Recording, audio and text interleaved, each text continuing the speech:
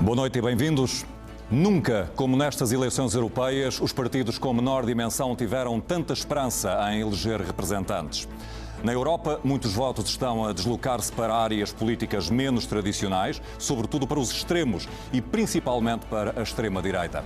O mesmo movimento poderá acontecer no Parlamento Europeu, símbolo atual de uma Europa em desagregação, devido sobretudo à crise migratória, ao sentimento de insegurança, ao Brexit.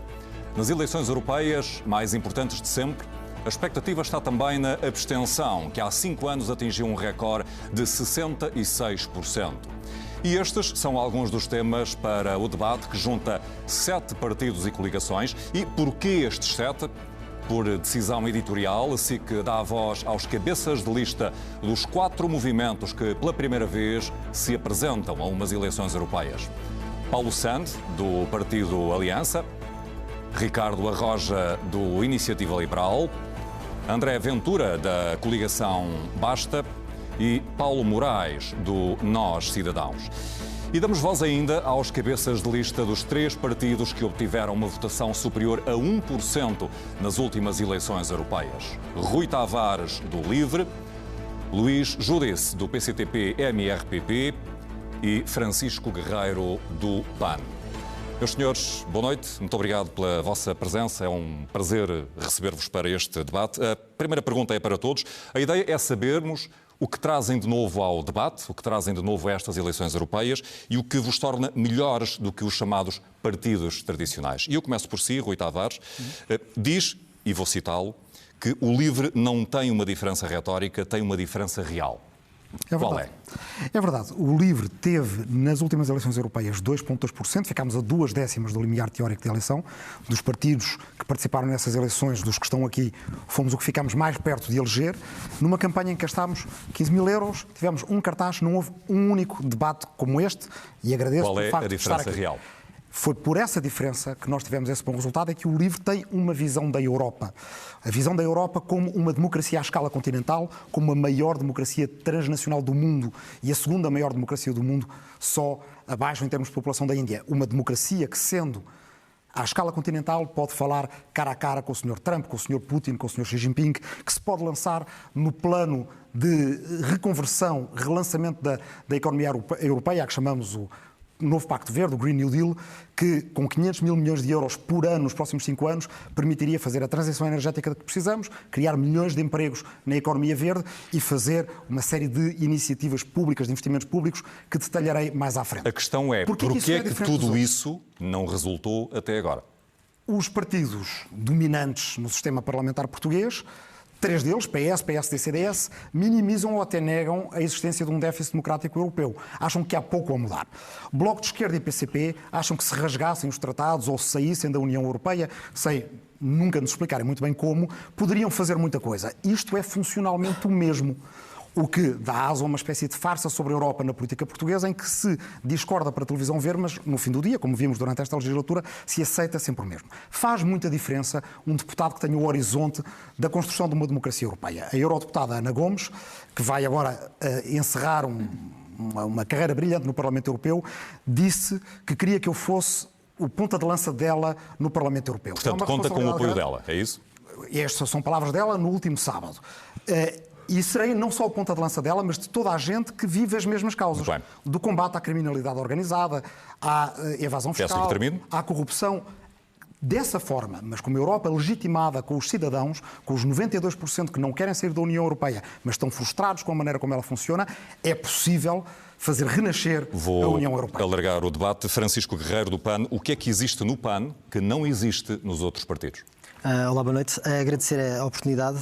No PAN nós vemos que conseguimos trabalhar em causas, portanto, conseguimos trabalhar muito mais do que o espectro restrito na nossa visão da esquerda e da direita. Portanto, nós temos trazido ao debate, mesmo no Parlamento Nacional, várias temáticas, portanto, para nós não há setores intocáveis e temos conseguido apresentar propostas muito concretas que têm melhorado a vida das pessoas. E é isso que nós também trazemos para estas europeias. Nós apresentámos um programa com mais de 200 medidas que concretiza esta transição social. Dê-me 2 exemplos de propostas que queira levar ao Parlamento Europeu. Nós queremos que haja um reforço da independência energética energética dos países, dos Estados-membros e também da Europa, para podermos também estar mais independentes a nível geopolítico, portanto, fazer com que haja a participação dos cidadãos, das empresas e das comunidades nesta independência energética de energias 100% renováveis, e queremos também trazer os jovens para a política. Portanto, nós queremos reforçar a participação jovem, que apenas votaram 20% nas últimas eleições europeias, e queremos que haja mais investimento, por exemplo, no programa Erasmus+, e que este seja expandido para pessoas com mais necessidade, com jovens com mais necessidade. André Ventura, o que é que torna a coligação Basta diferente de tudo o resto?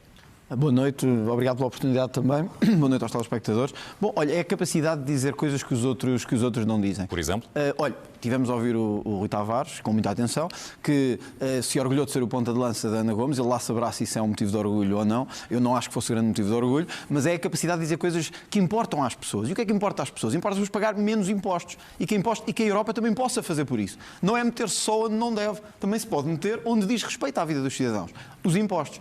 Olha, há pouco assim que estava a passar uma peça sobre abusos sexuais de menores. E a Europa é extraordinário, claro. Mete-se em tudo o que é energia, em tudo o que é mar, e bem, quando chega à altura da justiça, diz que não temos nada a ver com isso. É uma questão dos Estados. Tirando num caso ou noutro, não faz nada. Ouça, eu pergunto às pessoas que nos estão a ver em casa e aos colegas que aqui estão. A impunidade a que assistimos na Europa, em matéria de crimes contra crianças, merecia ou não a atenção da Europa? Isto é o que faz diferente. E dizem, bom, é radical, extrema-direita, é o que está a acontecer por toda a Europa. Não é extrema-direita nem extrema-esquerda, é verdade. É a pura da verdade. E, portanto, quando nós dizemos, e por isso é que eu dei o exemplo do Rui Tavares, que fala numa democracia transnacional, que fala num grande exemplo para fazer frente ao presidente russo ou ao presidente chinês. O que o André Ventura propõe é mais músculo, digamos assim. Mas não é só mais músculo, é ir ao encontro do que as pessoas querem, porque senão um dia nós não vamos ter Europa nenhuma. Um dia, se nós continuamos com a Europa transnacional, muito democrática, muito bonita, um dia não temos nada. E eu quero ter Europa. Mas para termos Europa, temos de ter uma Europa que responda aos cidadãos e aos seus problemas. Ricardo Roja, do Iniciativa Liberal, o que é que vos torna diferentes? Existe uma grande crise de representatividade hoje em dia na Europa. E aquilo que nós pretendemos é, em primeiro lugar, ter um Parlamento Europeu com iniciativa legislativa. O Parlamento Europeu está, neste momento, muito dominado pela agenda da Comissão Europeia e também limitado pelo Conselho Europeu. Esse é um ponto fundamental. Uma proposta concreta diz respeito ao voto eletrónico. É inconcebível que nós não tenhamos ainda um voto eletrónico, que em Portugal muito beneficiaria as pessoas que estão, neste momento, desinteressadas, que estão desencantadas com a política e que não encontram forma de expressar a sua participação no jogo político que se estabelece tanto em Portugal como na Europa. Mas a verdade é que boa parte do seu programa, eu estive a lê-lo com atenção, como imagina, é passado a falar das vantagens de privatizar serviços. Em que medida é que isso passa pela Europa? A questão da privatização dos serviços diz respeito à diferenciação entre o Estado que é financiador e o Estado que é prestador. Nós não renegamos o Estado financiador. Nós entendemos que existe um largo conjunto de áreas na sociedade portuguesa. Mas a minha questão europeia, chega ao Parlamento Europeu e diz: eu quero privatizar serviços em Portugal. E eu não estou a perceber o que é que uma coisa tem a ver com a outra. Está a fazer uma leitura errada do programa. Aquilo que sucede no nosso programa é que existe um conjunto de áreas onde nós entendemos que as pessoas podem vislumbrar no Estado um papel de financiador, de agregador de recursos, mas em que a prestação dos serviços, essa sim, pode ser dada num patamar de escolha às pessoas, pode ser conferida às pessoas uma maior capacidade de liberdade de escolha nas suas opções coletivas e nas suas opções individuais. E esse é um problema que nós temos na Europa neste momento. Temos uma Europa que está excessivamente burocratizada. Temos uma Europa que tem cada vez mais leis. Leis essas que Portugal interpreta erradamente porque somos campeões no que diz aos atrasos de transposição das diretivas e estamos também frequentemente com uma má conformidade legislativa, ou seja, interpretamos erradamente o espírito das diretivas. E isto, obviamente, é em prejuízo das pessoas. Dê-me um exemplo da forma como isso prejudica o país e as pessoas. Dou-lhe um exemplo claríssimo. É preciso criar um mercado comum de serviços digitais. Ora, nós em Portugal temos um conjunto de áreas onde esse desígnio ainda não é conseguido. Por exemplo, na área financeira, temos um sistema neste momento em Portugal dominado por 4 ou 5 grandes bancos, em que, por exemplo, temos tido uma enorme dificuldade em transpor a diretiva de mercados abertos da União Europeia, que permitiria, através de soluções fintech, uma maior participação de novos agentes de mercado e também uma maior disponibilização de outras soluções, quer às empresas, quer aos Vamos desenvolver esse tema, Ricardo Roja, também, porque é um tema importante, como todos de resto. Luís Jodice, do PCTP-MRPP, o que é que traz de novo a esta campanha para as eleições europeias? O que traz de novo e que nos distingue dos restantes candidatos, sejam aqueles da área do poder, sejam todos os outros, é o facto de sermos os únicos a defender a saída de Portugal da União Europeia e do euro. Isso não é novo. Não, não é novo. Mas a pergunta é, o que é que traz de novo? O que trago de novo é precisamente uma melhor caracterização de porque é que, ao contrário do que todos os outros candidatos afirmam, de que a dívida é a causa dos nossos problemas, nós defendemos que não. a dívida é uma consequência dos nossos problemas financeiros e económicos que nós suportamos por virtude de termos aderido a um mercado como a CEE. E o que defende é que a dívida não deve ser paga. Mas defende que a dívida não deve ser paga, mas há uma razão para defender essa posição. E a posição deriva de quê? Nós, ao aderirmos à CEE, concordámos, nós, quer dizer, Mário Soares, mais tarde Cavaco Silva e outros, concordaram em destruir todo o nosso tecido produtivo. Obviamente que num país em que começa a haver uma disfunção da balança de bens transacionáveis com déficits sucessivos... Torna-se mais difícil pagar. Não só nem a minha pergunta é, quem emprestou não tem culpa disso? Tem por uma razão. Porque uma das armadilhas que foi criada foi precisamente o BCE não poder emprestar dinheiro baseado numa consigna, que é o BCE não pode emprestar dinheiro aos Estados porque isso promoveria a inflação e nós não queremos inflação. Nós, quando eu digo nós, aquilo a que nós designamos por imperialismo alemão. Peço-lhe que conclua, por favor. E então, o que é que acontece? Como importamos cerca de 80% daquilo que consumimos ou serve para gerar economia, obviamente que a dívida torna-se incontrolável. Só para ter uma ideia, em 2012, a nossa dívida estava, em 2000, no tempo da adesão ao euro, a nossa dívida estava em 40 e tal % do produto interno bruto e agora está em mais de 215% do produto interno. Percebemos claramente a sua ideia. Paulo Sante, o que é que o Aliança traz de novo? O Aliança é um partido liberal, é um partido que defende um Estado forte naquilo em que o Estado deve ser forte, que defende as pessoas, que diminua os impostos. Nós queremos muito menos impostos na economia porque precisamos que a economia cresça. E o Aliança traz também uma lista que conhece muito bem, a começar por mim, o Parlamento Europeu e a União Europeia. Não é marketing político vazio de conteúdo, como diz Ricardo Araújo. Temos várias propostas muito concretas e verdadeiramente de ruptura. Eu confesso que a maior parte das propostas, por exemplo, o mandado negociado no Parlamento Nacional. O que é que quer dizer? É uma coisa muito simples. O problema da legislação europeia é que ela chega a Portugal muito tarde. Os portugueses tomam conhecimento destas leis muito tarde. É tarde. Quando elas chegam a Portugal, caem em cima dos portugueses e de repente estamos a discutir uma coisa que está decidida. Bom, aconteceu recentemente com a Diretiva dos Direitos de Autor na Internet, por exemplo, o célebre artigo 13, e de repente estamos todos a discutir uma coisa, já não vale a pena. Devíamos ter começado a discutir isso. E é muito fácil. É criar um mecanismo institucional, que aliás existe noutros países, também não é uma grande novidade, é apenas uma novidade no sentido em que isto vai devolver às pessoas a palavra. Defendemos também na Europa a defesa do chamado cartão vermelho dos Parlamentos Nacionais. Isto é, os Parlamentos Nacionais têm agora a possibilidade... Peço que seja muito rápido nessa explicação, que é basicamente a possibilidade de interromper um processo... Mas ter um poder efetivo de fazer que não tem neste momento. Isto é uma forma de aumentar a legitimidade na União Europeia. Obrigado, Paulo Sante. Paulo Moraes, do Nós Cidadãos, o que é que traz de novo? Chegados a este ponto, 33 anos depois da adesão à União Europeia, quer dizer que mais de 75% do tempo da nossa democracia nós passámos na Europa e crescemos bastante, tivemos aí alguns ganhos, mas podíamos ter ido muito mais além. Eu recordo que no início, lá nos primórdios, nos diziam que nós devíamos sair da cauda da Europa e deveríamos ir para o pelotão da frente. Alguém se lembrará ainda desta expressão. O que é facto é que ao fim de 33 anos nós continuamos exatamente na cauda da Europa. Somos o quinto país menos desenvolvido da Europa, estamos no grupo dos 4 mais corruptos. Eu creio que o diagnóstico está relativamente bem feito e é profundo. A questão está na solução. E a pergunta é que soluções é que traz? Porquê é que nós continuamos na cauda da Europa? Aliás, nós estamos na cauda da Europa hoje a 28 e já estávamos na cauda da Europa a 12, ou seja, a Europa cresceu e nós continuamos sempre na cauda. Isto aconteceu porquê? Porque grande parte dos fundos que foram carregados para Portugal, desde o início, não foram carregados para o seu fim concreto, foram carregados para o grande carrossel da corrupção.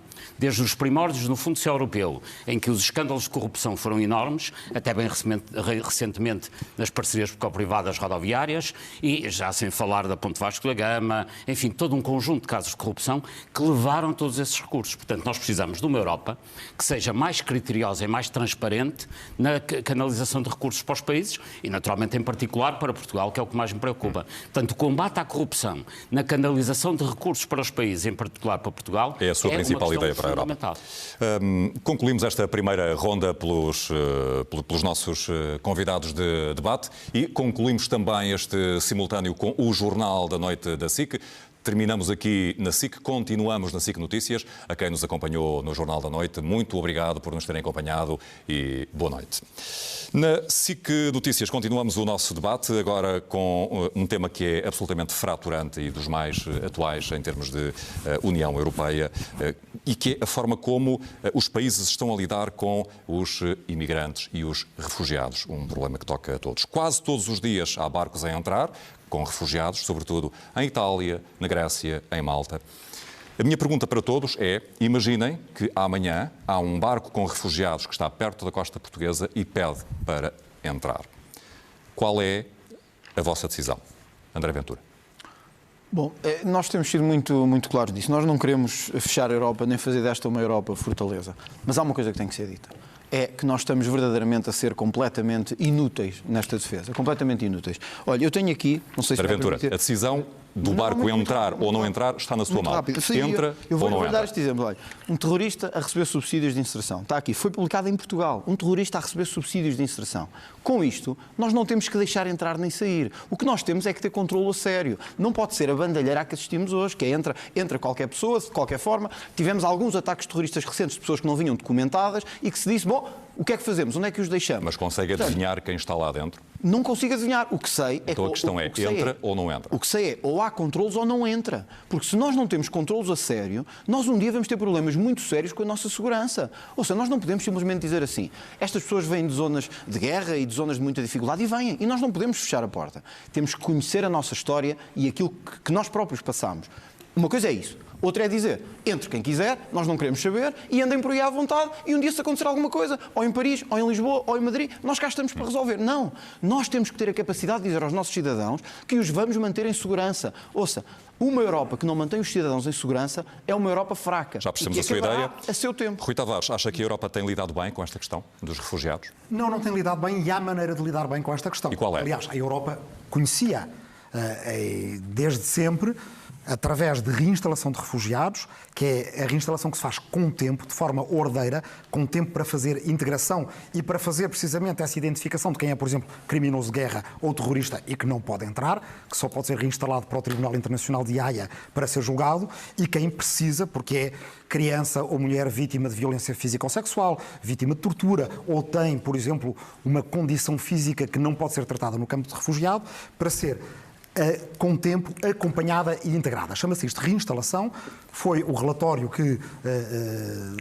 legislativo que eu levei até a fazer legislação europeia em 2011 e é um relatório no qual há base legal e há dinheiro para os Estados-membros fazerem reinstalação e salva-vidas. Portugal tem salva-vidas que não precisam sequer de entrar na sua jangada, porque nós podemos evitar, para fazer duas coisas muito importantes. Uma, cortar com o negócio aos traficantes de seres humanos, que toda a gente concorda que é um negócio que deve ser interrompido. E duas, para que as pessoas que já tiveram que fugir, os verdadeiros refugiados, que já tiveram que fugir e arriscar a vida ao fugir das suas casas de onde não queriam fugir, não terem que arriscar de novo a vida no Mediterrâneo.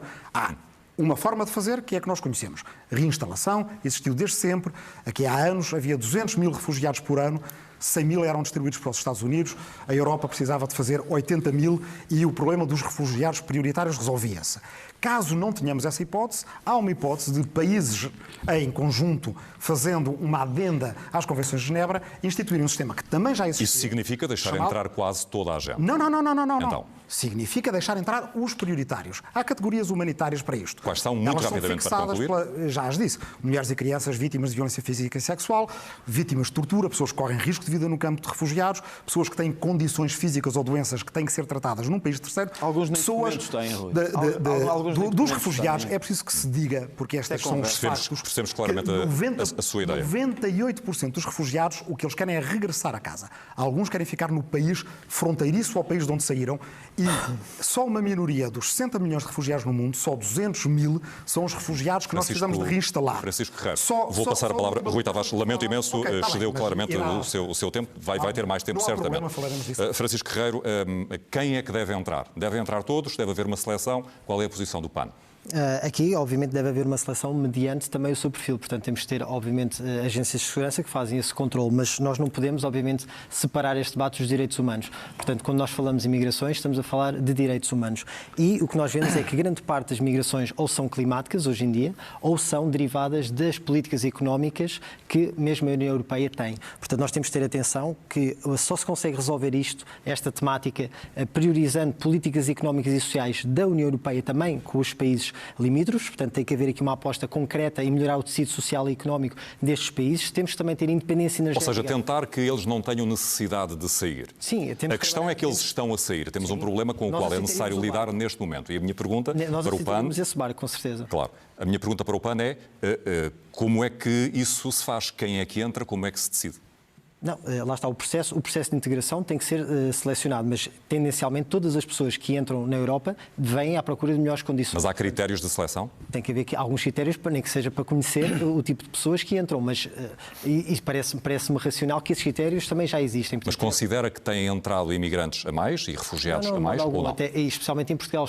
Portugal tem um déficit demográfico e grande parte da demografia tem sido acrescentada por estes migrantes. Mas o que nós vimos, e que também são dados científicos, é que grande parte destas pessoas querem voltar aos seus países de origem e a melhor maneira de nós ajudarmos estas comunidades é também fazer com que elas tenham qualidade de vida, direitos laborais, que tenham integração e haja aqui uma interligação entre as autarquias e o Governo Central em criar estas condições para que depois os excedentes e as divisas sejam direcionadas diretamente para as famílias. Portanto, há aqui a montante e a jusante uma série de políticas públicas que nós teremos que implementar e a Europa tem um grande papel nessa melhoria.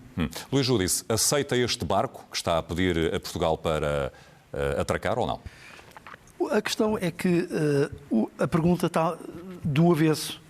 Nós temos que perceber que a maior parte desta imigração e desta crise de migração, que como vulgarmente se chama, tem uma causa.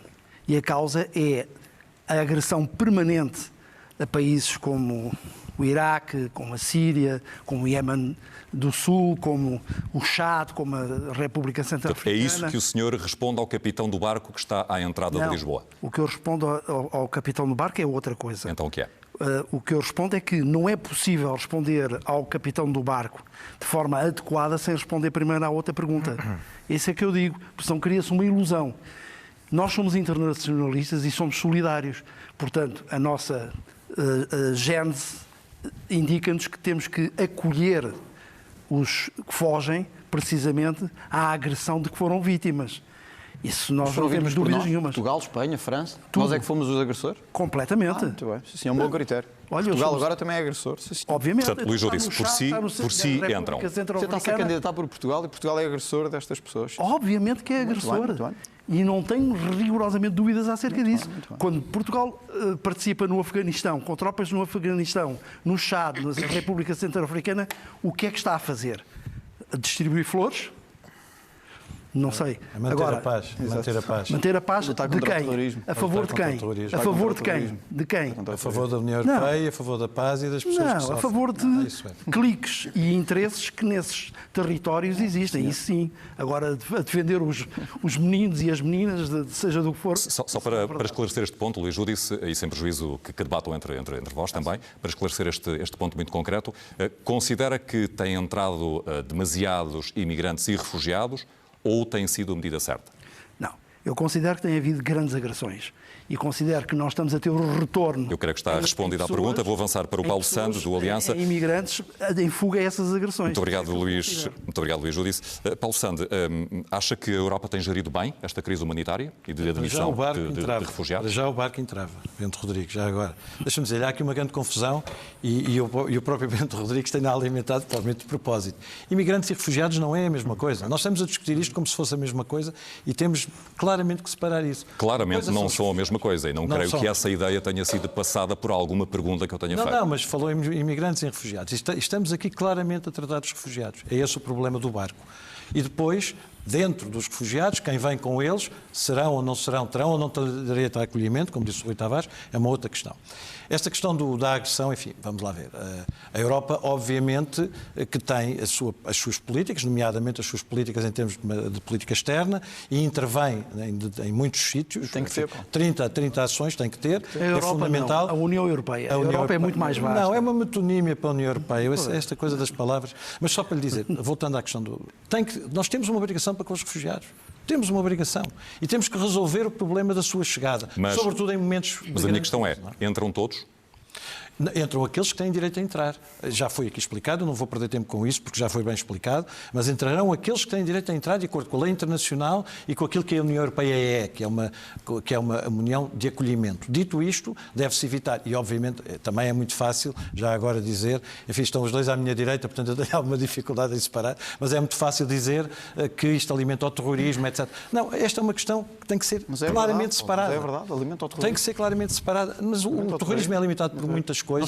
E há terrorismo em países que têm fronteiras, há em países que têm muros. Mas concordarás que não podem entrar a todos, de qualquer maneira, e sem qualquer controle. Mas ninguém defende isso. Mas ninguém defende isso. Defende-se, de facto, critérios claros. Só uma última. Admissão com critério. Só uma última. Muito rapidamente. A Europa precisa de mais recursos que não tem para gerir esta questão. Esse é outro problema. A Alemanha, por exemplo, percebeu isso. Ricardo Arroja, no seu programa eleitoral sobre esta matéria, fala numa Europa humana, mas uma Europa realista. Isto é o quê, exatamente? Significa o quê, exatamente, nesta questão? Respondendo muito diretamente à sua pergunta, o barco será acolhido. E será acolhido porque a Europa é um espaço de humanismo que partilha princípios de liberdade, segurança e justiça que todos os países subscrevem quando aderem ao espaço europeu. E, portanto, esta é uma questão de princípios, é uma questão humanitária e, portanto, naturalmente o barco será acolhido.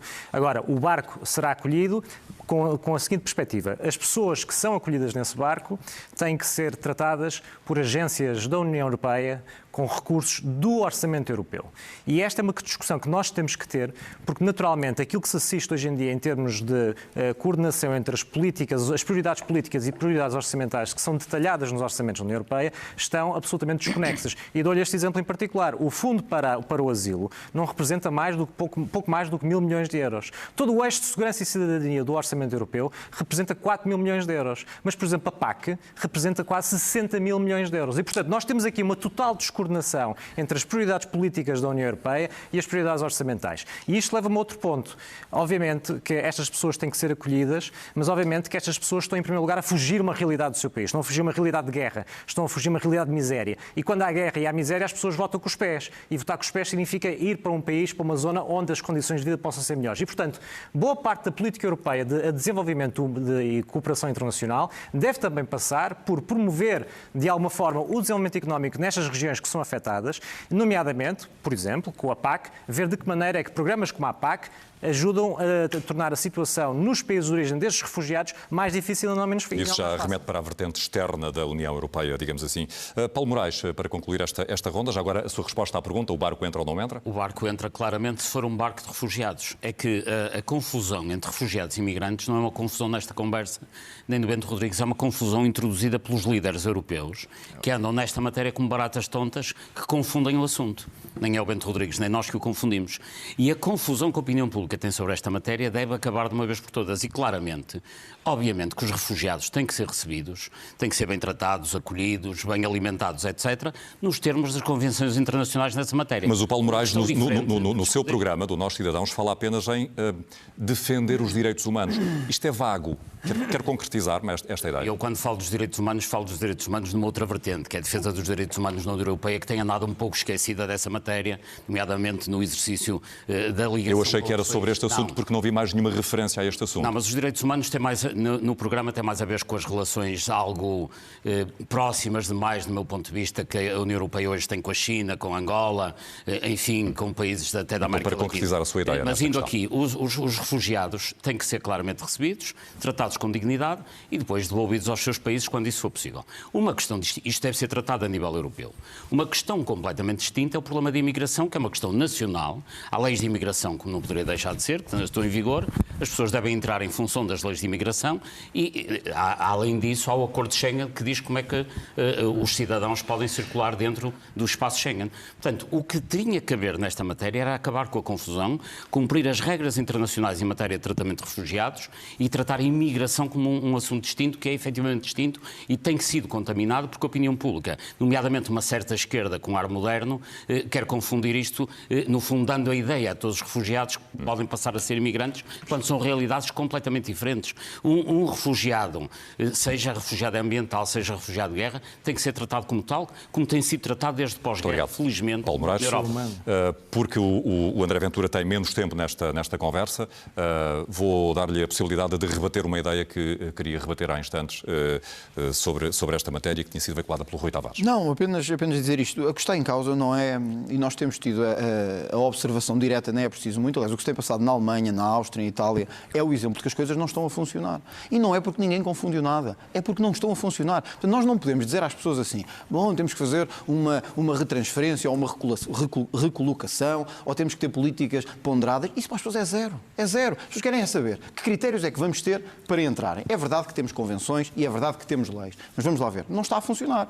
Por isso é que na fronteira externa da União Europeia, em muitas, estão pessoas paradas à espera de entrar há não sei quanto tempo. Portanto, não está a funcionar. E temos que ter critérios como é que funciona. Chega um indivíduo à fronteira externa da União. Vamos ser muito pragmáticos. Não tem documentos, não tem absolutamente nada.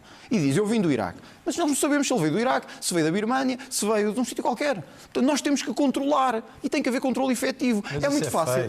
É feito mais ou menos, Paulo. Se fosse feito o que se está a passar na Alemanha, não acontecia. Se fosse feito o que está a passar na Hungria, que ali o Rui Tavares gosta tanto de criticar, também não acontecia. Portanto, nós podemos dizer assim... Tem algumas razões. Sabe o que é que está a passar na Hungria? Tem algumas razões. Está a passar na Hungria. Mas deixe-me só terminar. Está a passar na Hungria. Mas eu já respondo. Os dois ao mesmo tempo, não, por favor. Rui Tavares. Não alimentar refugiados. É Não, deixá-los mas não é isso que está em causa, Rui. É o que se passa lá dentro. Que já foi condenado André Ventura, vamos ouvir o Rui Tavares. Não alimentar refugiados. E, portanto, é este regresso à barbárie que quem não é capaz de dizer às pessoas que se fôssemos nós que estávamos naquele barco, não é capaz de dizer que cumpria com um dever de humanidade que tem 2500 anos da lei do mar, que é os náufragos salvam-se. E há gente que, para tentar se ingrar na política, é capaz de dizer que se fosse a minha família, se fosse a sua família, morriam. Obrigado, Rui Tavares.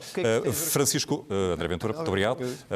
Francisco Guerreiro, usando também o mesmo princípio que apliquei ao André Ventura de equilíbrio de tempo, e porque o Francisco Guerreiro tem aqui um déficit ligeiro de tempo, vou dar a oportunidade de acrescentar o que entender sobre esta matéria. Não, aqui gostávamos também de reforçar que há, obviamente, comunidades que depois são ainda mais ostracizadas neste processo. Obviamente que é necessário não confundir migrantes com refugiados, mas aqui na questão dos refugiados nós temos de ter uma especial atenção com as comunidades LGBT. O problema é que muitas vezes eles misturam-se no mesmo barco, não é? Claro.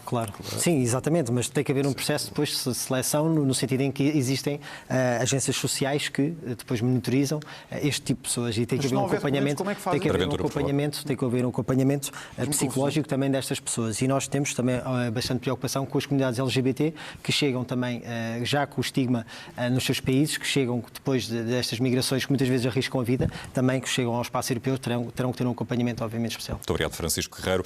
Por causa da crise migratória, mas também por causa da crise financeira, a verdade é que temos uma divisão evidente na Europa e que se acentuou nos últimos anos, levando a desfechos como, por exemplo, o Brexit. Gostava de vos ouvir sobre este tema e, sobretudo, de saber o que é que mudavam na relação entre Portugal e a União Europeia e no papel, na presença de Portugal na União Europeia. André Ventura, quando o seu programa defende uma Europa das nações soberanas, está a pedir exatamente o quê? Olha, hoje estamos a pedir que sejamos tratados como nação soberana e com respeito pela nossa independência e soberania. Muito importante. Isso é continuar na União Europeia? Evidente, não está em causa. Mas manter o núcleo do poder decisório que temos de ter. Nós não somos uma nação com 100 anos, nem com 200. Somos uma nação com história. Os portugueses gostam dessa história e apreciam essa história.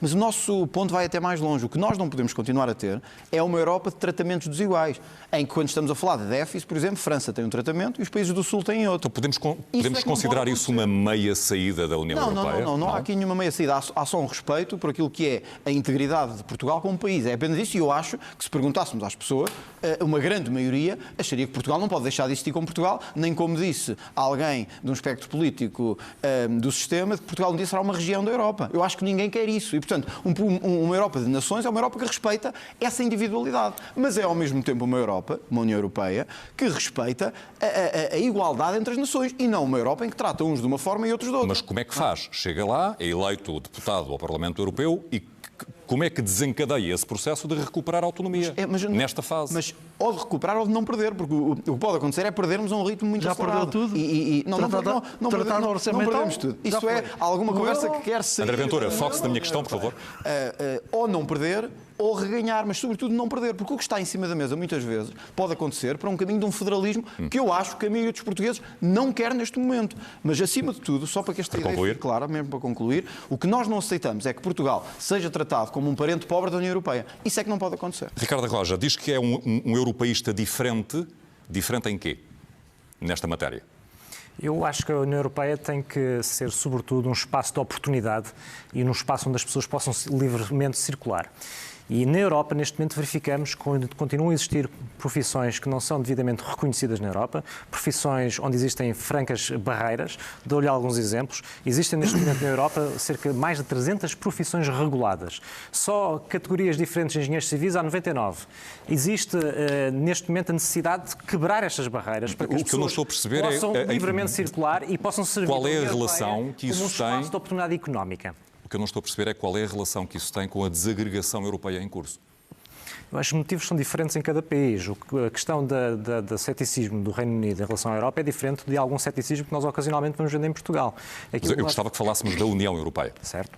E aquilo que eu considero que existe neste momento na base de algum ceticismo face à Europa em Portugal é que existe, obviamente, este tipo de condicionantes, existem regras orçamentais que frequentemente não são claras, existe uma forma de gestão dos fundos de coesão que frequentemente também não potencia a convergência económica, e dou alguns exemplos. A nova renegociação de fundos que está a ser feita para o próximo quadro de apoio é uma renegociação em que países com PIB per capita francamente superior ao nosso são beneficiados em termos de nova afetação de recursos e nós somos prejudicados. E isto acontece também com mecanismos criados no âmbito do Banco Europeu de Investimentos. Existe também uma forma de potenciar melhor o Fundo Europeu de Investimentos Estratégicos. Os fundos europeus não devem servir para alimentar a sociedade de dependências, que isso fique claro. Agora, devem ser postos ao serviço da convergência económica para fazer com que países como Portugal, que neste momento têm um PIB per capita francamente inferior à média, possam fazer um caminho de convergência em que, obviamente, possam ser vistoriados, possam ser acompanhados, mas que possam servir a Portugal numa perspectiva de que Portugal faça um caminho de convergência e não um caminho em que, frequentemente, estes instrumentos são colocados ao serviço dos grandes países. Sempre defendeu a saída do euro e da própria União Europeia. Porquê? Uma razão simples. Foi-nos prometida uma convergência. Se nós analisarmos os dados que saíram do Centre d'Études Politiques em Friburgo, verificamos o quê? A grande convergência.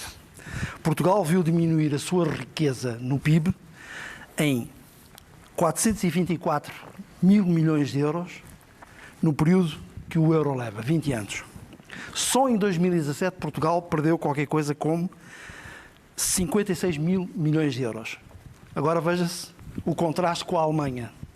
A Alemanha, nos 20 anos que leva de euro, ganhou 1.893 mil milhões de euros de riqueza no seu PIB, por ter aderido ao euro. E só em 2017 ganhou 280 mil milhões de euros. E em função dessas contas, considerando que Portugal não lucrou nada com a presença na União Europeia, deve sair. A minha pergunta é se... Não só por isso. Mas também por isso, sobretudo por isso? Senão não teria... sobretudo por isso. Então escolheu mal a prioridade, porque essa foi a sua primeira. Não, é que isto leva à outra. Então diga rapidamente, por favor. A outra é que perdemos a nossa soberania orçamental, cambial, perdemos...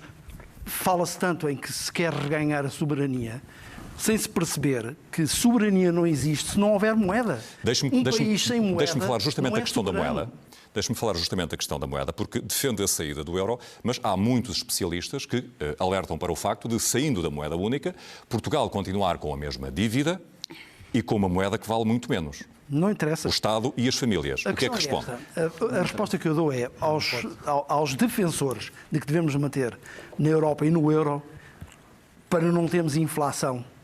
Eu respondo-lhes, não existe inflação como se conhece tradicionalmente. Chegar à moeda, desvalorizar a moeda, 30, 20, aquilo que for considerado necessário para reequilibrar as contas. E isso não é potencialmente catastrófico? Não. O que é catastrófico é fazer-se a inflação de outro modo. Mas como é que as pessoas pagam as dívidas? Não, mas é que... Se têm menos dinheiro e devem o mesmo? Não, porque Não pagam, a inflação, desde que seja sobre uma moeda controlada pelo país, tem outros mecanismos de recuperação. Muito bem. Mas peço-lhe que conclua, muito rapidamente. A inflação que neste momento é feita, quer por Sócrates, quer por Passos Coelho e Portas, quer agora por Costa, é uma inflação insidiosa, porque é sobre o trabalho, sobre o tempo de trabalho, que vão cortar no osso dos operários e dos trabalhadores. Vou passar a palavra, obrigado Luís Judice, vou passar a palavra ao Francisco Guerreiro, que diz que é um europeísta convicto, mas não acrítico, vou citá-lo. Qual é a principal crítica que faz à forma como Portugal tem gerido a sua presença na União Europeia e no euro? No fundo, nós temos que olhar isto numa perspectiva de famílias europeias, porque as grandes famílias europeias continuam a gerir a Europa como se do mesmo paradigma do século XIX se tratasse. Nós estamos numa crise climática, precisamos de reorientar a nossa economia, precisamos de repensar o modo como produzimos, distribuímos e consumimos determinados bens e serviços, e isso não tem sido priorizado pelas grandes famílias políticas. Portanto, o que nós vemos é uma manutenção do paradigma cotidiano. E o que nós vemos é que também há uma falta de representatividade, aqui também já foi dito e nós também apoiamos que haja a capacidade do Parlamento Europeu legislar. Também é preciso reforçarmos a capacidade de seguir a pegada legislativa e combater o lobby que existe previamente na Comissão Europeia. Portanto, o que já chega da Comissão Europeia já vem muito trabalhado normalmente por indústrias e por corporações que têm uma agenda menos clara e que menos democrática. Eu devo recordar que o tema era a desagregação europeia. Sim, mas isso leva à desagregação europeia porque as pessoas veem que não são representadas nas suas ansiedades mais comuns. Portanto, não existe uma perspectiva de real transição energética, não existe uma representatividade, portanto, os jovens também não sendo representados, não existe, por exemplo, mecanismos para participação direta dos cidadãos, as iniciativas de cidadãos são meros proformes e têm demasiadas assinaturas para serem formalizadas, portanto, existe uma desagregação também, a nosso ver, porque as políticas públicas não priorizam as reais ansiedades dos cidadãos. Obrigado, Francisco Guerreiro. Paulo Moraes, diz que quer Portugal no euro e o cidadão no centro da agenda política europeia. Dê-me um exemplo, ou dois, de como isso deve ser feito. Dada a escassez de tempo, só lhe vou dar mas um exemplo muito concreto. Hoje, mais de 75% dos europeus vivem em cidades. E, no entanto, não há políticas europeias para cidades. Está no nosso programa, justamente, uma interação entre os eurodeputados, dos nossos cidadãos e outros de outros países que nos apoiem. Uma interação entre o Parlamento Europeu e a Rede Europeia de Cidades, que é a Eurocities, que vai no sentido de identificar boas práticas nas cidades da Europa que possam ser transferidas, em particular para Portugal. Isto é muito simples de fazer. Se nós não boas práticas? Boas práticas, como por exemplo, acabar com as más práticas que existem em Portugal, por exemplo, ao nível da utilização da água. Nós hoje em Portugal usamos para lavar os carros e para regar os jardins a mesma água potável que usamos para beber. Enfim, o desperdício é uma marca da utilização da água. Mas em Portugal, a agricultura e pecuária que tem a maior pegada.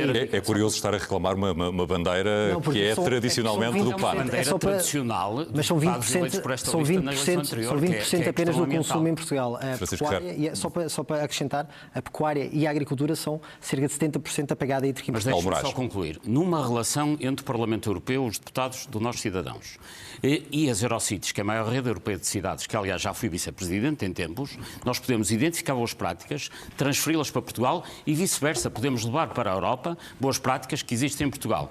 A parte mais importante em que isso se deve concretizar é naturalmente na área do ambiente, na procura de uma economia circular que infelizmente estamos muito longe de alcançar, a descarbonização da economia. É nessa matéria que os cidadãos podem ter muitos benefícios e há naturalmente outras, mas enfim, dada a escassez de tempo, não lhe posso dar. Ficou a principal. Não, mas há uma que eu não Peço-lhe que conclua muito rapidamente. Disse que era só um exemplo. Vai para o segundo, afinal. Mais meio exemplo, 10 segundos, que é: os cidadãos portugueses têm que sentir que, pelo facto de serem europeus, têm mais direitos. Ou seja, quando um colaborador com a Justiça, um denunciante de irregularidades, for perseguido em Portugal, como acontece sistematicamente, nós sabemos que quem trabalha na administração pública, se faz queixa de um chefe, é perseguido ou, digamos, encostado, tem que saber que, em termos europeus, pode ser protegido, e nós também teremos um gabinete em Portugal que funcionará nessa matéria. Como uma Obrigado, Paulo Moraes. Percebemos claramente a sua ideia e vou avançar para o Paulo Sande, lembrando-lhe que no seu programa diz: o processo de decisão tem de ser devolvido aos cidadãos de cada um dos Estados-membros. Isto é exatamente o quê? Isto é exatamente aquilo que eu já lhe disse. O mandato negociado é um bom exemplo. Os deputados europeus têm que fazer uma ligação com Portugal diferente da que têm feito. Esta questão do déficit democrático é uma questão essencial. É verdade que os cidadãos portugueses não conhecem o que se passa. Os portugueses não sabem o que se passa em Bruxelas e sentem-se muito distantes de Bruxelas. Nós temos que recuperar Bruxelas para Portugal, temos que pôr a decisão... Isso é muito vago. Recuperar Bruxelas para Portugal é muito vago. Isso significa exatamente o quê em termos concretos? Recuperar o quê e como? Significa exatamente discutir a legislação europeia no seu início e não no seu final. A legislação europeia tem um prazo, o processo de decisão europeu, tem um prazo normalmente de 2 a 3 anos. Enfim, depende das propostas. Dito isto, quando chega a Portugal, já chega na fase final. Nós queremos que passe a ser discutido em Portugal no início. Queremos comprometer os deputados europeus com essa realidade também. Mas isso é relativamente simples de fazer, se o pudermos fazer. E nós vamos querer fazê-lo. Mas deixe-me só dizer-lhe uma coisa sobre esta questão dos Estados soberanos e das nações europeias. Nós temos que perceber que estamos aqui a pôr em causa um processo que é o processo europeu, que de facto eu não sei se está em fragmentação, mas corre sérios riscos, mas que é um enorme ganho civilizacional. E que, sendo posto em causa por razões muitas vezes conjunturais, com desculpas como a questão dos refugiados e da imigração, porque é uma desculpa, é um momento e é o que serve para defender este tipo de agendas. Está uma civilização aqui em causa e nós temos a obrigação de a defender. E há linhas vermelhas nisto. E quando voltamos aos Estados-nação, o que está a acontecer na Europa é o contrário do que se diz. O que está a acontecer na Europa não é mais decisões por maioria, não, é justamente o contrário. Há cada vez mais decisões por unanimidade. E essas decisões por unanimidade estão a prejudicar a Europa, que já acabou há muito tempo com a ideia de uma integração cada vez mais progressiva. Portanto, falar de federalismo não faz nenhum sentido. Rui Tavares diz que o LIVRE é o único partido em Portugal que defende a democratização da União Europeia. A União Europeia não é democrática em quê? A União Europeia é um clube de democracias, algumas delas neste momento com problemas gravíssimos de Estado de Direito, de violação de direitos fundamentais, de cooptação dos sistemas judiciais, até já de eleições fraudulentas. E há propostas no nosso programa para cada um destes problemas, mas a União Europeia não é ainda uma democracia toda ela. Nós elegemos os deputados ao Parlamento Europeu, não elegemos formalmente a Comissão Europeia, onde se inicia a legislação, e no Conselho da União Europeia pouca gente sabe que somos representados no dia-a-dia, nas reuniões vão ministros votar, mas no dia-a-dia, por embaixadores. É um resquício de quando a União Europeia, quando a política europeia era política externa, política europeia, como nós vemos neste debate, é já política interna. E essa é uma das causas da desagregação europeia que está em curso? É uma das causas, há outras. Eu acho que a maior das causas é termos um dos continentes mais ricos do planeta, o mercado mais abastado do planeta, com 100 milhões de pessoas abaixo da linha da pobreza. É 1/5 da população da União Europeia. Em Portugal, dizia há pouco o vosso telejornal, 650 mil pessoas não conseguem pagar para aquecer a casa. Como é que nós resolvemos isto? Bem, em parte com os lucros do Banco Central Europeu, 90 mil milhões de euros por ano, só com os lucros dos resgates da Troika. Vítor Constâncio, que foi número 2 do BCE... Mas como é que vai buscar esses lucros?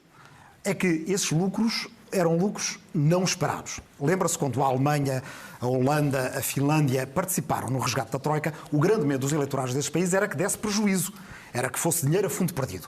Havendo lucros, de facto, provámos uma coisa importante, que foi dinheiro emprestado e não dinheiro dado. Os portugueses, com muito sacrifício, os irlandeses, os gregos e outros, devolveram esse dinheiro. Mas também não se estava à espera de lucro. Ora, houve 73 mil milhões de euros de lucro. O que faz sentido para a União Europeia se legitimar e preparar o seu futuro é utilizar esse dinheiro num plano de combate à pobreza. Se é assim tão simples, a minha pergunta, Rui Tavares, é porquê é que ainda ninguém o fez? Porque é importante haver no Parlamento Europeu deputados que sejam defensores destas ideias. Eu sei, por experiência própria, que um deputado sozinho pode fazer enormes diferenças. E sei que isso também, para responder com um exemplo muito concreto à outra parte da sua pergunta, pode fazer muita diferença em Portugal. Lembra-se talvez que fui o único eurodeputado a tirar dinheiro do seu salário para dar bolsas de estudo. Desta vez quero fazer uma coisa diferente. Quero fazer uma autêntica embaixada do eurodeputado em Portugal, com uma antena itinerante para o resto do país e para as regiões autónomas, tal como fiz as bolsas, as pessoas sabem que sou capaz de fazer isto, e que seja uma autêntica escola de cidadania europeia, de democracia europeia. Isso significa termos centenas ou milhares de pessoas formadas aí para saber como exigir documentos à Comissão Europeia, iniciar uma iniciativa legislativa cidadã, ir ao Provedor de Justiça Europeu, saber fazer uma queixa no Tribunal de Justiça da União Europeia contra uma multinacional. Há um jovem austríaco... Peço que conclua em 10 segundos. Há um jovem austríaco que derrotou o Facebook, no Tribunal de Justiça da União Europeia. O que eu quero em Portugal é que haja centenas desses jovens, porque isso dá mais poder efetivamente aos cidadãos e resolve o nosso déficit de cidadania. Por falar em déficit, o Francisco Guerreiro está com um déficit de tempo. Peço-lhe que nesta matéria acrescente o que entender, por favor. Sim, nós também consideramos que é relevante falar dos direitos dos animais, ou seja, nós estamos a falar de milhões de animais que não só de companhia, mas sobretudo de pecuária e animais selvagens que são completamente obliterados com estas políticas económicas que nós temos. Nós vivemos num pré-colapso ecológico, portanto, nós direcionamos grande parte dos fundos também para indústrias altamente poluentes e que não quantificam o mal-estar animal, e nós temos que, obviamente, repensar o nosso modelo de consumo e priorizar também aqui políticas de bem-estar animal que são constantemente desconsideradas por todos os partidos. Nós achamos que deve haver o final do transporte de animais vivos dentro do seio da União Europeia, que haja também medidas mais restritivas para a entrada de troféus de caça no espaço europeu e que haja também uma realocação dos fundos da PAC para outros estilos de produção, de distribuição e distribuição de consumo de alimentos, nomeadamente com investimento para a Estratégia Europeia para a Agricultura Biológica. Muito obrigado, Francisco Guerreiro. Os tempos estão absolutamente equilibrados, para que saibam, e este é o momento que quero aproveitar para abordar o outro tema que é muito importante da atualidade europeia, que é o que diz respeito aos extremos que provavelmente se vão instalar na próxima configuração do Parlamento Europeu. Esse Parlamento está a crescer de forma acentuada para a extrema-direita, sobretudo, também para a extrema-esquerda, mas sobretudo para a extrema-direita. Paulo Santo, preocupa-o este crescimento, seja para que lado for, para os extremos? Preocupa muito. O que nós defendemos é uma sociedade equilibrada. E a única maneira de ter uma sociedade equilibrada é combater esses extremos. Quer da esquerda, quer da direita, os extremos são sempre causa do mal-estar das pessoas e têm de ser combatidos. Então, vamos primeiro às causas. Falou em causas, aponte as causas que entram. As causas têm justamente a ver com isto que aqui está a ser discutido. É verdade que a Europa, nos últimos 10 anos, sofreu um retrocesso. É verdade que desde o princípio do século, não por causa do euro, mas pela forma como o euro foi construído, o euro é indispensável. Sem euro não há mercado interno. Mas o euro é indispensável. E foi mal construído, por razões que também conhecemos. Nós também achamos que é preciso mais coesão europeia, falta coesão, e isso também é uma das razões da revolta das pessoas. Então, deixa-me perguntar-lhe o seguinte, este movimento para os extremos é resultado da desilusão? Este movimento que nós temos é também resultado da desilusão e do aproveitamento de uma circunstância, que é esta circunstância, por parte de movimentos políticos que se aproveitam, no fundo, para ganhar um espaço. As pessoas, quando estão zangadas, votam em quem fala mais forte, em quem grita mais alto. E, em todo o caso, a Europa tem de resistir a isto. Tem de resistir a isto em nome do tal equilíbrio. Os extremos e os populismos, como lhes chamamos, no fundo, são apenas respostas simplistas a questões complexas. Em que terreno é que o Aliança se coloca? Eu pergunto-lhe isto porque há quem o tenha tentado colar ao Vox, em Espanha. Sim. Não, eu acabei de lhe dizer, e é verdade, nós temos um programa e uma ideologia muito simples. Nós somos liberais, somos humanistas e defendemos uma sociedade equilibrada. Hoje em dia, ser equilibrado, ser moderado, é quase que mais radical do que ser radical. Porque é de facto difícil. As pessoas tendem a procurar soluções extremadas. O Aliança tem, nesta matéria... Percebemos claramente a sua resposta. Não, mas deixe-me só acrescentar-lhe uma coisa. Há uma coisa que nós faremos, que é resistir a esse tipo de extremismos. Eles não podem instalar-se na Europa. André Ventura, sente-se um dos rostos principais desse extremismo de que fala o Paulo Santos? Eu estava a ver o Paulo Santos, daqui a pouco o Paulo Santos vai defender a legalização da cannabis. Está quase lá, não está já na fronteira. Ele agora não vai querer dizer, mas provavelmente é aquilo que ele defende. Da cannabis não... Não sei se defende ou não, mas é não sei, nunca experimentei, portanto não faço ideia pelo discurso já parece que está lá muito André Ventura, por favor. Focando-nos aqui neste assunto. Paulo, nós não podemos dizer só às pessoas assim, bom, há extremismos aqui e temos que os combater.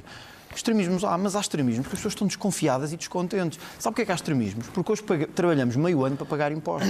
É por isso que eu percebo o descontentamento das pessoas. Não é, porque eu não vi esta mesma preocupação quando o Podemos ganhou lugar em Espanha.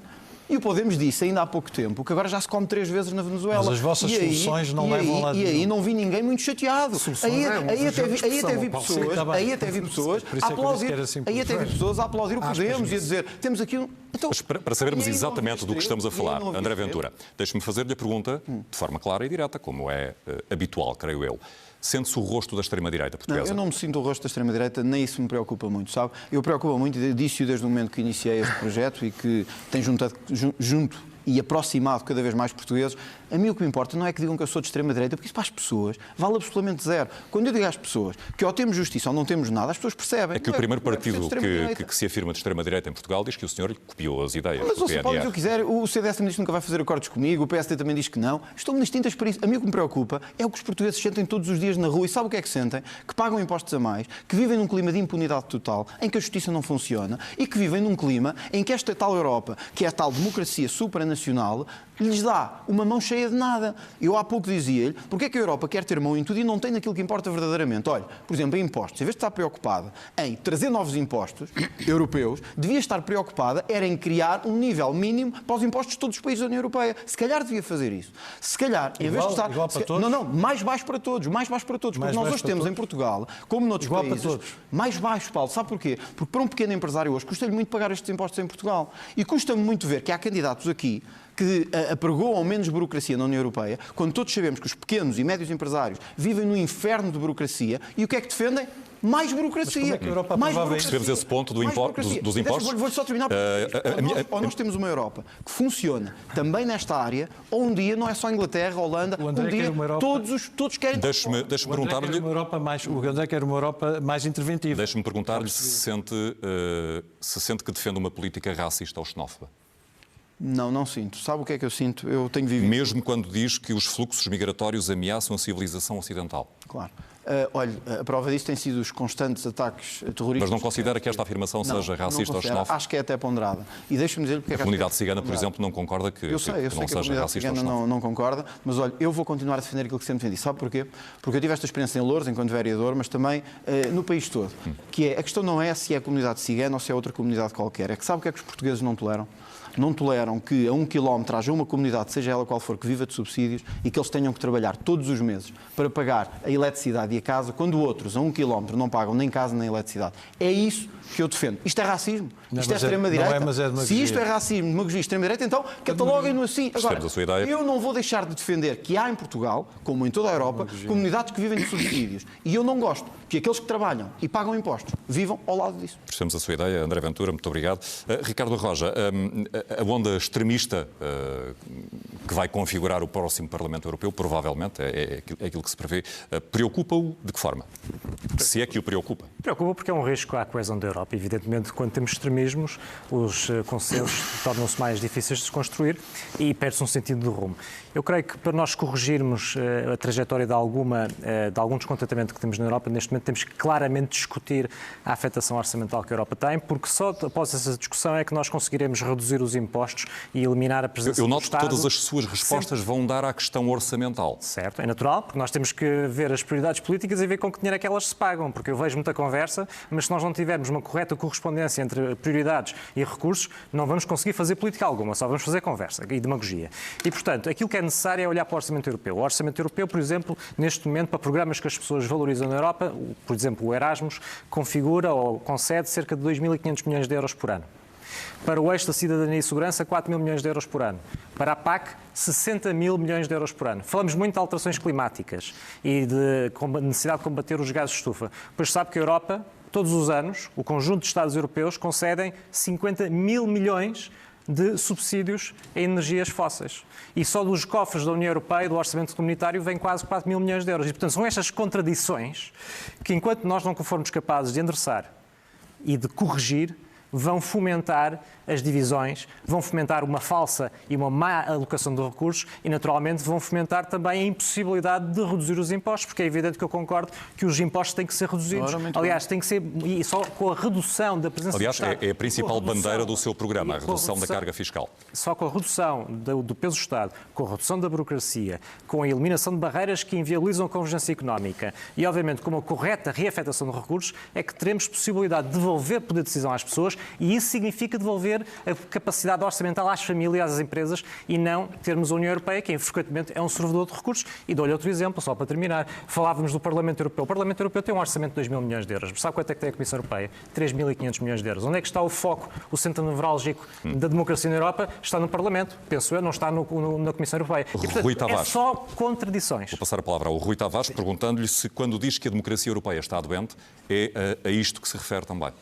Bem, quando os partidos tradicionais estão vazios de ideias, e em Portugal eles até estão metidos numa redoma porque só debatem entre eles e só fazem debates entre eles, o que é errado porque, evidentemente, não se pode jogar uma campanha eleitoral com as regras do Parlamento anterior, mas escolhendo o próximo Parlamento, com as melhores ideias que estiverem disponíveis. Quando eles estão vazios de ideias, evidentemente que há quem se aproveite, atores internos e externos. E muitos deles não precisam de nomes finos de ciência política, do género extrema-direita, nacional-populismo ou fascismo. Muitos deles são simplesmente vigaristas. Vigaristas apoiados pelo Sr. Putin, a Itália, que os há. Vigaristas que utilizam dados falsos para meter medo entre as pessoas.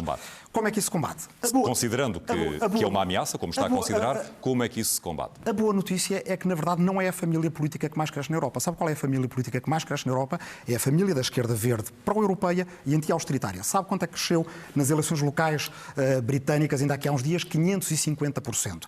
É o partido que mais cresce na Alemanha e, neste momento, o debate entre o próximo chanceler ou a próxima chanceler alemã é entre o partido da Sra. Merkel e o Partido Verde alemão. A esquerda verde holandesa é a que mais cresce na Holanda. Em França, a mesma coisa. E é nessa família política que o LIVRE se inscreve. Da esquerda verde, pró-europeia e anti-austeritária, aquela que, francamente, quando se discute a questão dos impostos, pergunta: mas a quem é preciso pagar menos? À Apple. A Apple paga, sabem quanto? 1/4% de impostos. É muitíssimas vezes menos do que aquilo que pago eu ou paga qualquer de vocês nesta sala. Todos nós temos o que está a dizer é que é preciso taxar essas grandes empresas. E estou a dizer mais do que isso. Estou a dizer como é que se pode taxar essas empresas. A minha questão é, taxando-as, a dúvida é se elas continuam cá no espaço europeu.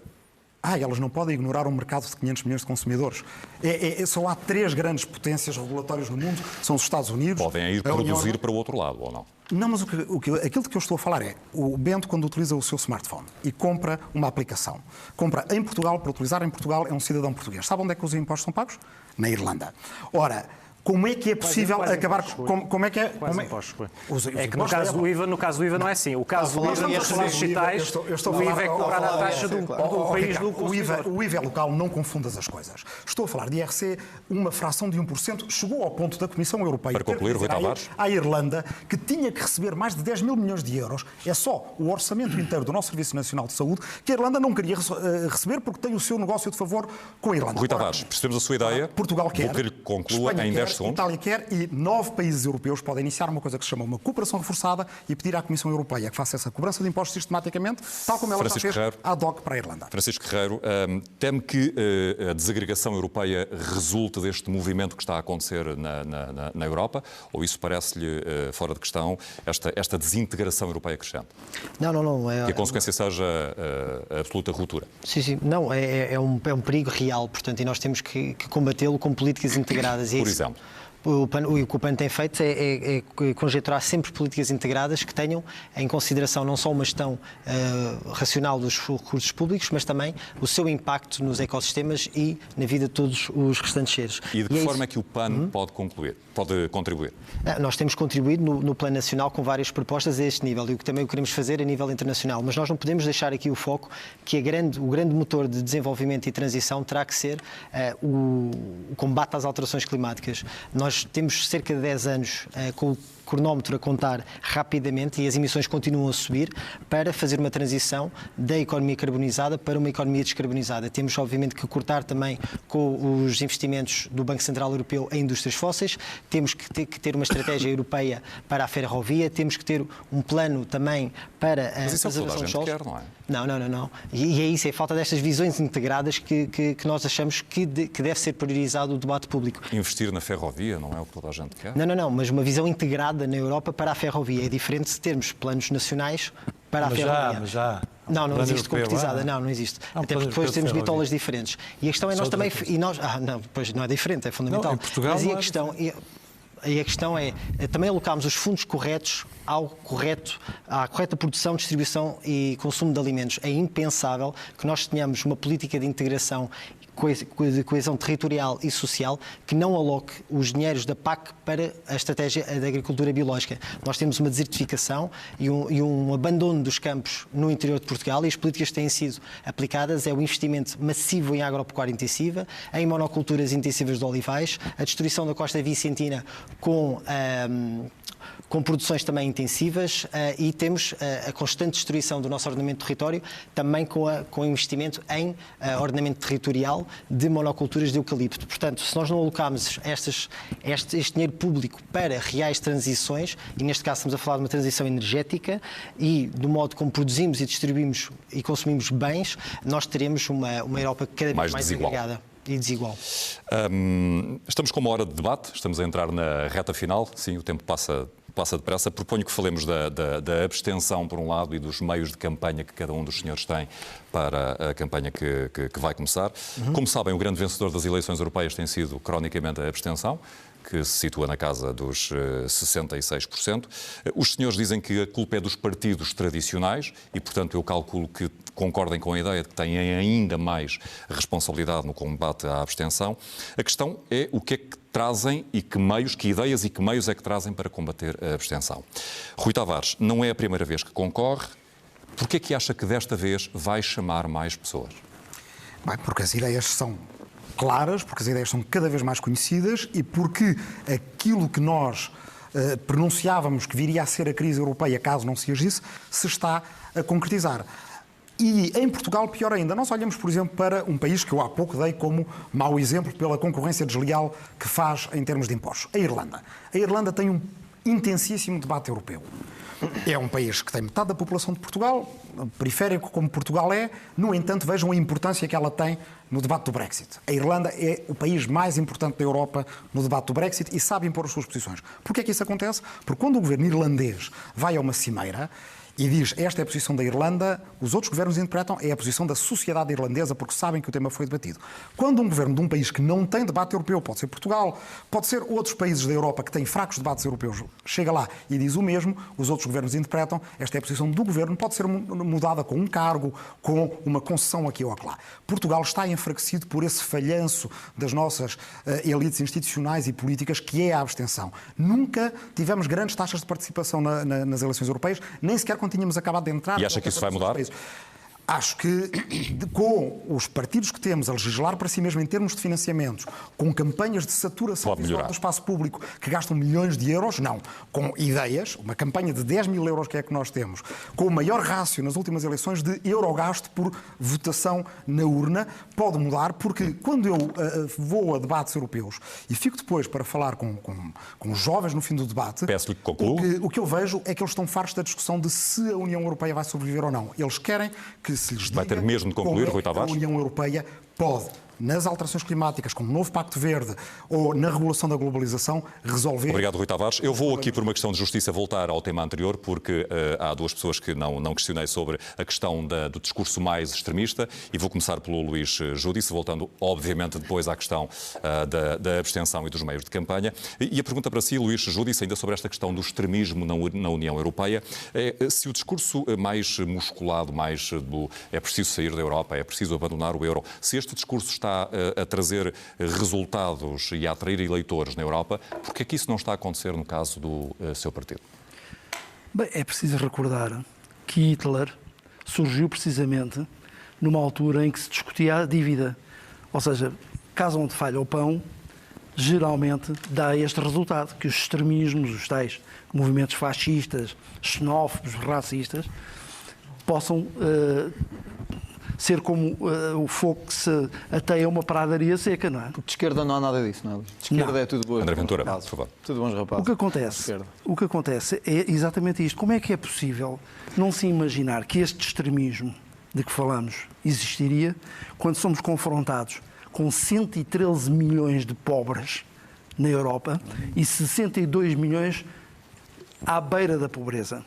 Claro que mais de um quarto da população europeia, vivendo neste quadro de pobreza, é o palco ideal para os populistas e os fascistas virem defender as suas ideias mais radicais possíveis. Não têm programa.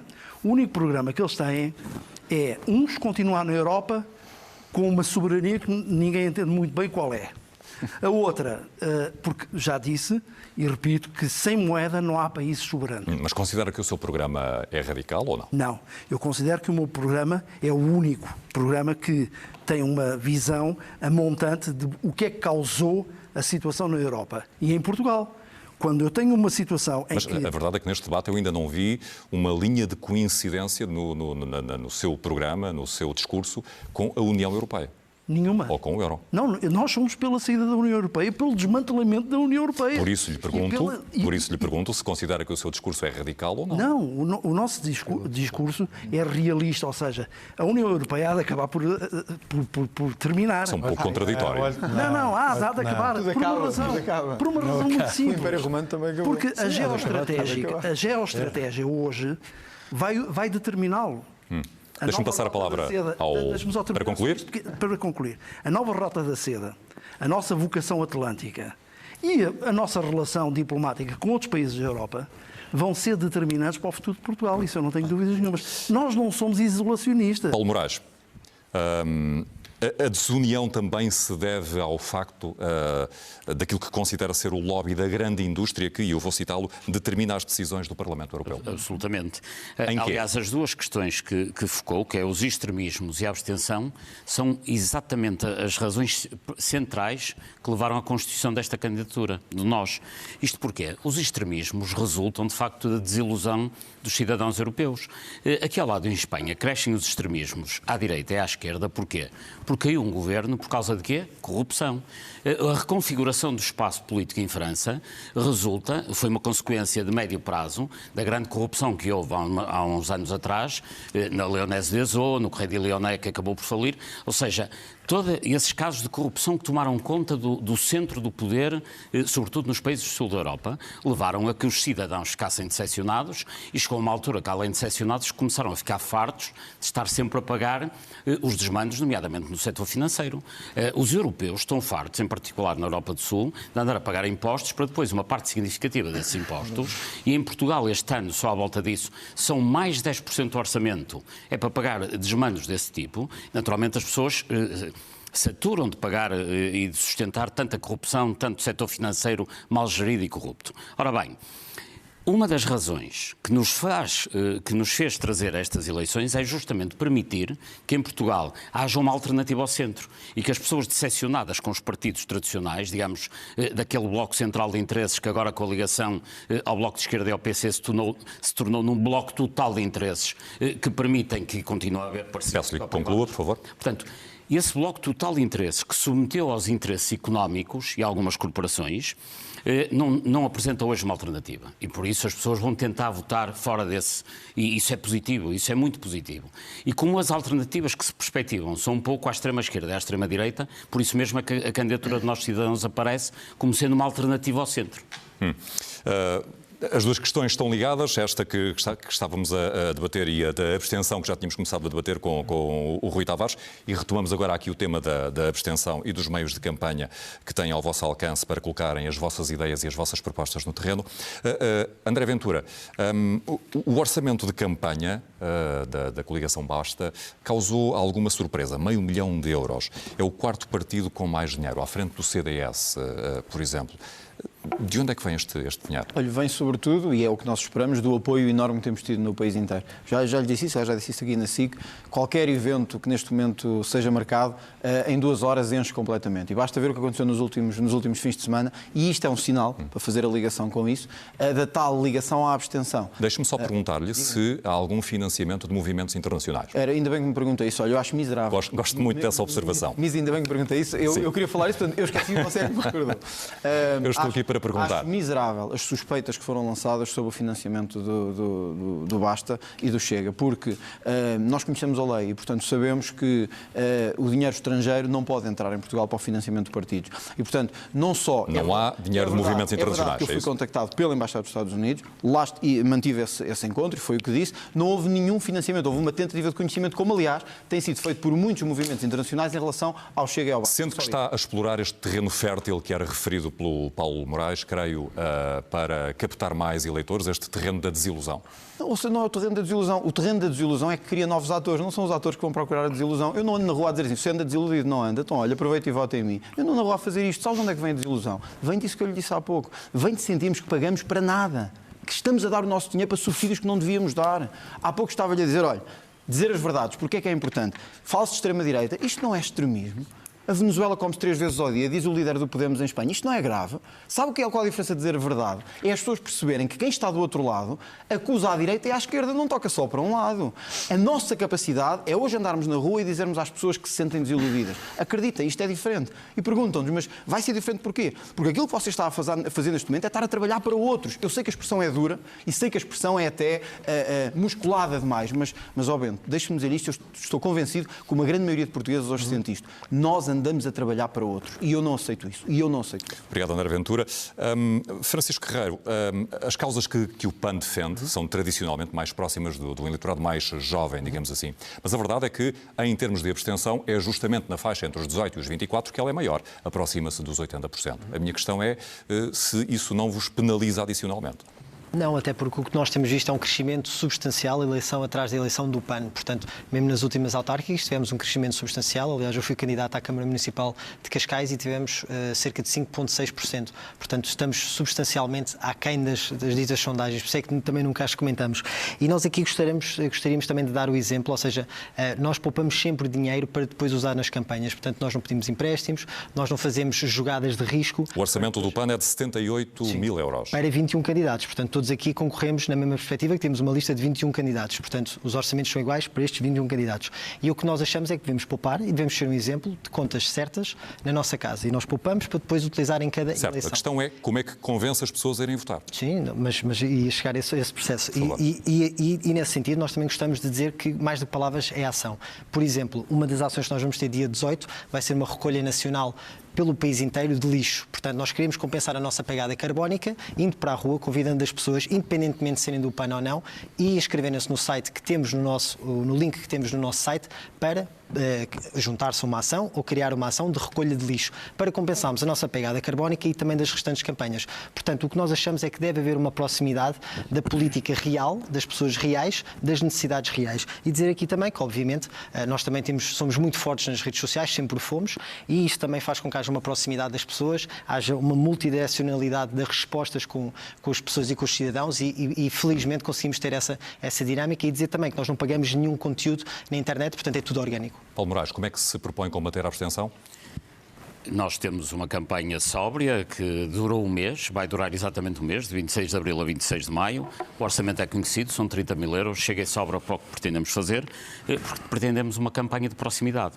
É claro que mais de combater esta abstenção, esta campanha resulta do apelo de muita gente que não sabem onde votar, que não sabia onde votar, e face a esse apelo, que era repetido sistematicamente, nomeadamente nas redes sociais, nós achamos que era interessante juntar um conjunto de dois movimentos que eram partidos, que se constituíram em partidos, algumas forças da sociedade cívica, e dar a possibilidade àqueles que estão fartos do atual sistema português partidocrático que domina quase toda a sociedade. De terem portuguesa. uma alternativa. Absolutamente. A minha questão é para tentar atrair um volume adicional de votantes que está investir muito em temas que não são propriamente os seus temas de sempre, como, por exemplo, a ecologia e a defesa dos animais. Mas este é um tema de que nós somos herdeiros. Esta candidatura, digamos, é herdeira da candidatura anterior do Movimento Partido da Terra, cujo presidente é o Gonçalo Ribeiro Teles, e o Partido da Terra apoia esta candidatura. Isto é uma coligação informal que se concretiza no Nós Cidadãos.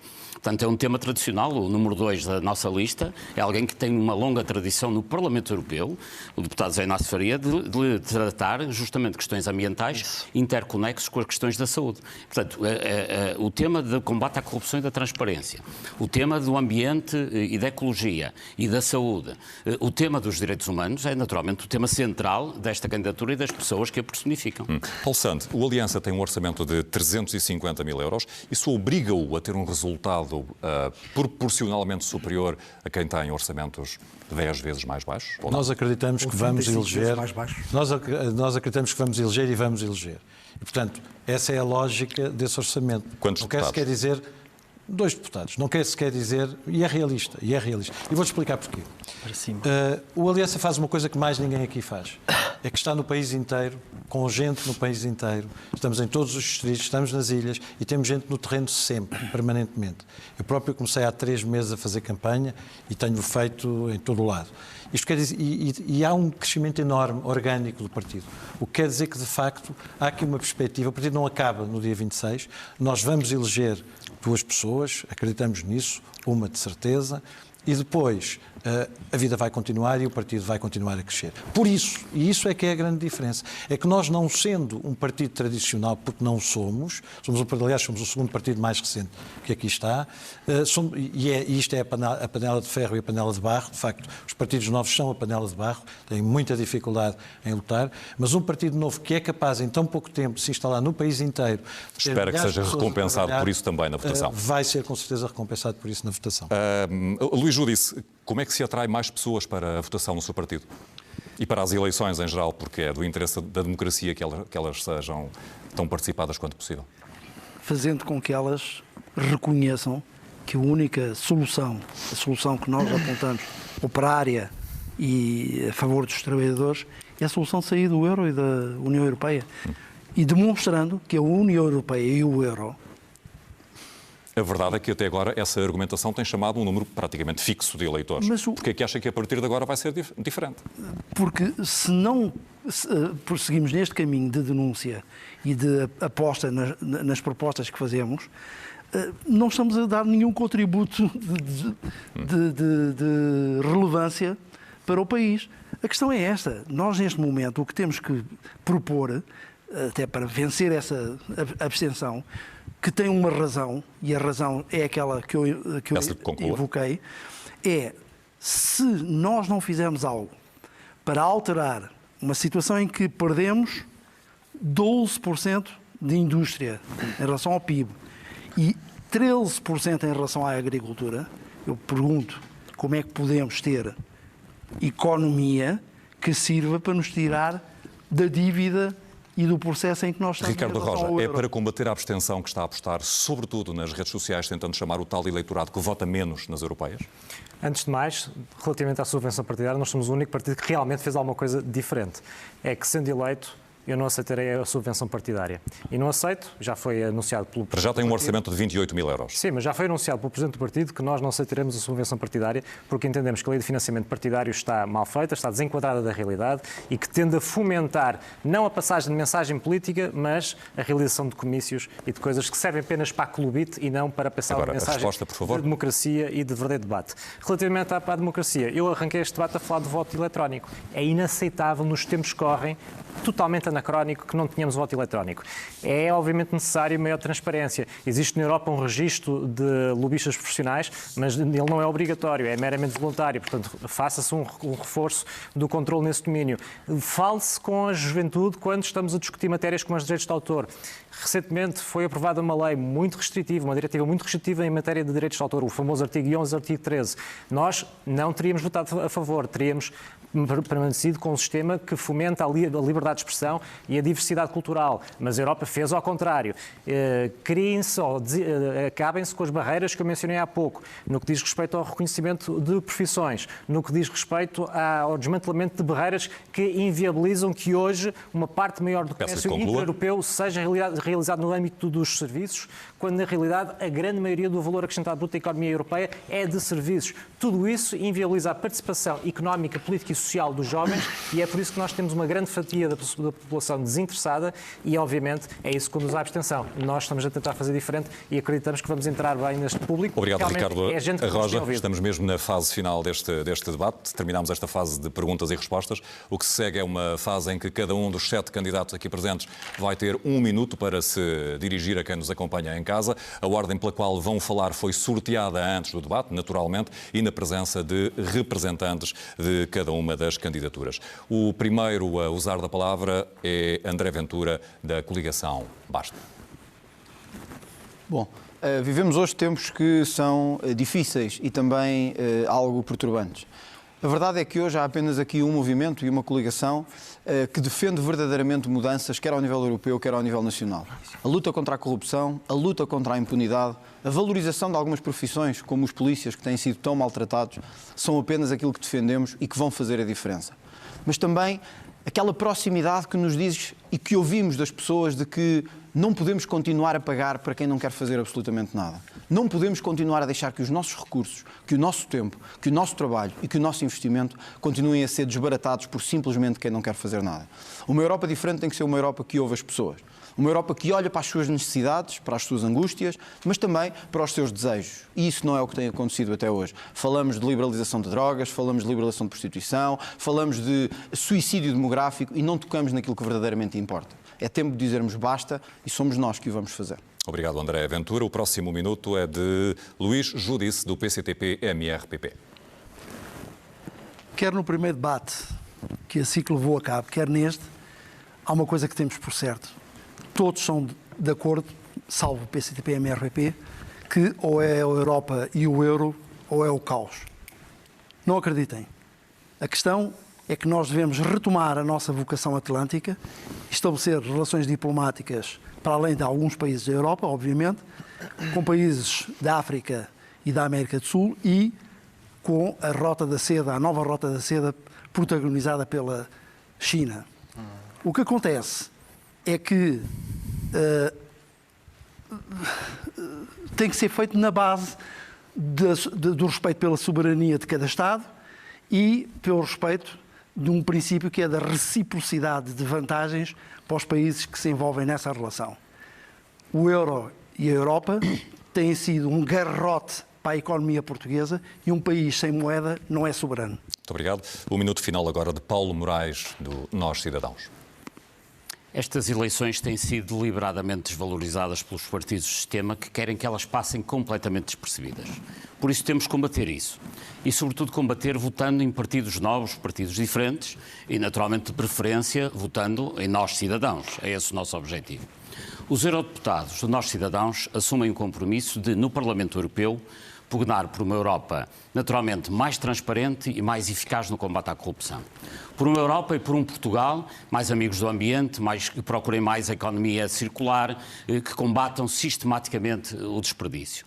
E não só, naturalmente, nesta matéria, queremos, além disso, assumir um compromisso que tem a ver com uma Europa claramente mais justa, defensora dos cidadãos e, em particular, dos cidadãos portugueses que, enquanto europeus, têm que defender os seus direitos, os direitos que a Europa lhes dá e, por isso, o gabinete que montaremos em Portugal, que constituiremos e será, efetivamente, uma provedoria dos cidadãos portugueses enquanto cidadãos europeus.